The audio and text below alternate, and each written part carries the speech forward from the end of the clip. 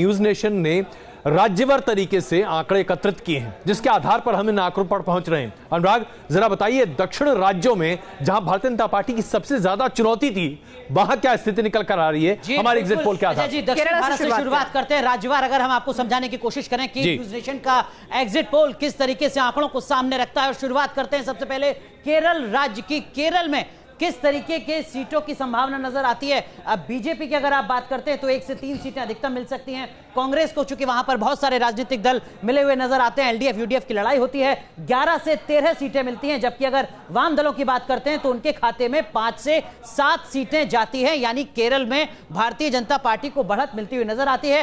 कांग्रेस का भी प्रदर्शन अपेक्षाकृत बेहतर है, लेकिन तमिलनाडु को देखना दिलचस्प होगा, क्योंकि देश के बड़े राज्यों में एक तमिलनाडु है जो देश की राजनीति को तय करता है। तमिलनाडु में किस तरीके की तस्वीर है? एनडीए अगर आप इसको मोटे तौर पर समझें, जहां पर कई राजनीतिक दल एक साथ हैं, उनको 8 से 10 सीटें मिल सकती हैं। भारतीय जनता पार्टी की हिस्सेदारी हो सकता है इसमें कम हो, लेकिन हम एनडीए की बात करें जिसको अधिकतम 10 सीटें मिलेंगी। वहीं अगर यूपीए की बात करते हैं, जिसमें डीएमके, कांग्रेस और कई राजनीतिक दल हैं, यूपीए को अधिकतम 29 सीटें मिल सकती हैं तमिलनाडु में, जबकि अन्य के खाते में ज्यादा से ज्यादा 2 सीटें। अब बात करते हैं उस राज्य की जहां पर कमल कई साल पहले खिल चुका था, कर्नाटक की बात करते हैं। कर्नाटक में 2019 में किस तरीके की तस्वीर नजर आती है? कर्नाटक में बीजेपी को अधिकतम 19 सीटें मिलती हुई नजर आती हैं, जबकि कांग्रेस को, जो जेडीएस के साथ सूबे की सत्ता में है, अधिकतम 11 सीटें मिलती हैं। यानी कर्नाटक में बीजेपी कांग्रेस के मुकाबले, जेडीएस के मुकाबले बढ़त बनाए हुए है। अच्छा संकेत नहीं है राज्य सरकार के लिहाज से। लेकिन अब कर्नाटक से आगे अगर बढ़ते हैं और कुछ और दक्षिण के